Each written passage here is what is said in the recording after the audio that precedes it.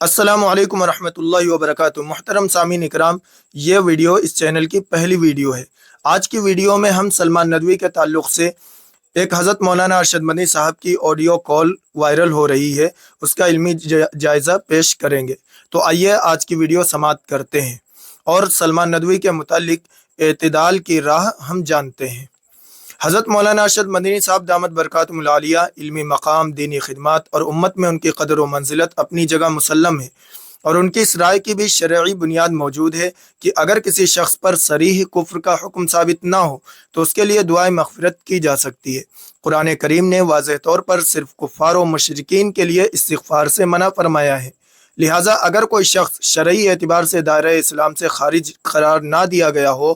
تو اس کے لیے دعائے مغفرت کے جواز کی فقہی گنجائش موجود ہے۔ دارالعلوم دیوبند کے بعض فتاوی میں بھی یہی اصول مذکور ہے کہ صحابہ کرام کی گستاخی کرنے والا فاسق، فاجر اور گمراہ ہے، تاہم اگر اس کی گستاخی ایسی نہ ہو جو صریح کفر کو مستلزم ہو تو وہ اسلام سے خارج نہیں ہوتا، اس لیے اس کے لیے دعائے مغفرت کی جا سکتی ہے۔ البتہ میری گزارش صرف ایک پہلو سے ہے، یہ کہنا کہ سلمان حسینی ندوی نے صرف حضرت امیر معاویہ رضی اللہ تعالیٰ عنہ کے بارے میں نامناسب زبان استعمال کی، میرے نزدیک یہ درست تعبیر نہیں ہے، کیونکہ ان کی متعدد تقاریر، تحریریں اور ویڈیو سے واضح ہوتا ہے کہ انہوں نے حضرت امیر معاویہ رضی اللہ تعالیٰ عنہ ہی نہیں بلکہ حضرت ابو بکر صدیق رضی اللہ تعالیٰ عنہ اور حضرت عمر فاروق رضی اللہ تعالیٰ عنہ اور دیگر اکابر صحابہ کرام کے بارے میں بھی ایسے اقوال کہے جنہیں اہل سنت کے علماء نے سخت قابل اعتراض قرار دیا۔ اسی طرح خلافت اور بعض تاریخی معاملات کے بارے میں بھی انہوں نے ایسے نظریات پیش کیے جنہیں اکابر اہل سنت نے ناقابل قبول قرار دیا۔ اس لیے اختلاف کا دائرہ صرف حضرت امیر معاویہ رضی اللہ تعالیٰ عنہ تک محدود نہیں بلکہ معاملہ اس سے کہیں زیادہ وسیع ہے۔ تو ہم حضرت مولانا ارشد مدنی صاحب دامت برکاتہم العالیہ کی اس رائے سے اختلاف کرتے ہیں۔ اب یہاں پر ایک مسئلہ اور سمجھ لینا چاہیے کہ بعض حضرات اس موقع پر یہ حدیث پیش کرتے ہیں کہ میت کے محاسن کا ذکر کیا جائے اور اس کی برائیوں کو نہ چھیڑا جائے، لیکن یہ بات ملحوظ رہنی چاہیے کہ اس تعلیم کا تعلق انسان کی ذاتی لغزشوں، انفرادی گناہوں اور شخصی کوتاہیوں و اعمال سے ہے، نہ کہ ایسے افکار و نظریات سے جن کا تعلق دین کے بنیادی عقائد، امت کے مسلمہ اصولوں اور صحابہ کرام رضی اللہ عنہم کی عزت و ناموس سے ہو۔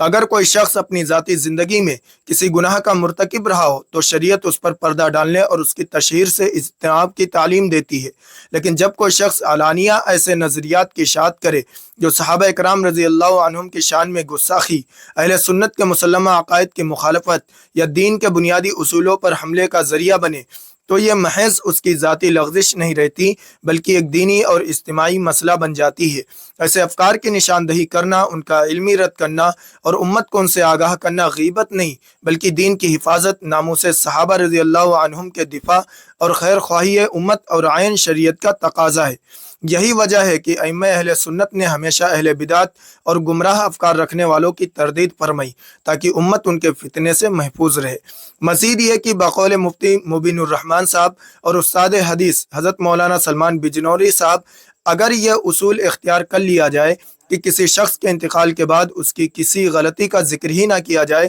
تو پھر یہ سوال بھی پیدا ہوتا ہے کہ جب سلمان حسینی ندوی نے حضرت ابو بکر صدیق، حضرت عمر فاروق، حضرت امیر معاویہ اور دیگر اکابر صحابہ رضی اللہ عنہم کے بارے میں سخت زبان استعمال کی تو کیا وہ حضرات اس وقت وفات نہیں پا چکے تھے؟ اگر وفات کے بعد کسی کی برائی بیان کرنا ہر حال میں ممنوع تھا تو پھر اس وقت انہیں ان احادیث کی یاد دہانی کیوں نہیں کرائی گئی؟ اگر ان کے اس طرز بیان کو بعض لوگ دین کی خدمت یا علمی تنقید قرار دیتے تھے تو پھر آج ان کے افکار پر علمی اور اصولی نقد کو بھی دین کی خیرخواہی اور حق گوئی سمجھنا چاہیے۔ آخر صحابہ کرام رضی اللہ عنہم کا مقام و مرتبہ کسی عام میت سے بدرجہ بلند ہے، ان کی عزت و ناموس کا تحفظ تو دین کے بنیادی تقاضوں میں سے ہے۔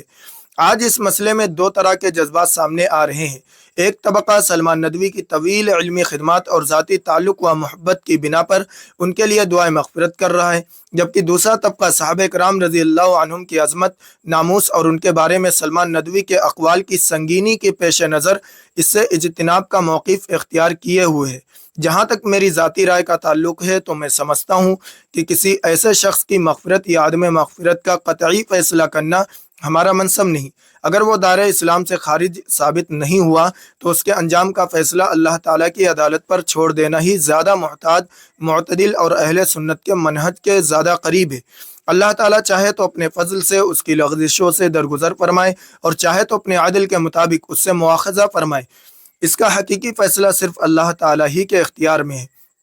البتہ ایک معاملہ ایسا ہے جس میں خاموشی کی کوئی گنجائش نہیں، اور وہ ہے صحابہ اکرام رضی اللہ عنہم کی عزت و ناموس کا۔ اگر کسی شخصیت سے صحابہ اکرام کی شان میں گستاخی یا تنقید ثابت ہو تو اس کی واضح تردید کرنا، اس سے برات کا اظہار کرنا اور امت کو ایسے افکار سے خبردار کرنا اہل سنت والجماعت کا دینی فریضہ ہے اور عین تقاضائے شریعت ہے۔ اشخاص کے بارے میں ہمارا رویہ معتدل ہو سکتا ہے، لیکن صحابہ رسول صلی اللہ علیہ وسلم کے احترام اور ان کی ناموس کے معاملے میں اہل سنت کی زبان ہمیشہ دو ٹوک، بے لاگ اور غیر مبہم رہنی چاہیے۔ یہی اعتدال، یہی انصاف اور یہی اہل سنت والجماعت کا منہج و مسلک ہے۔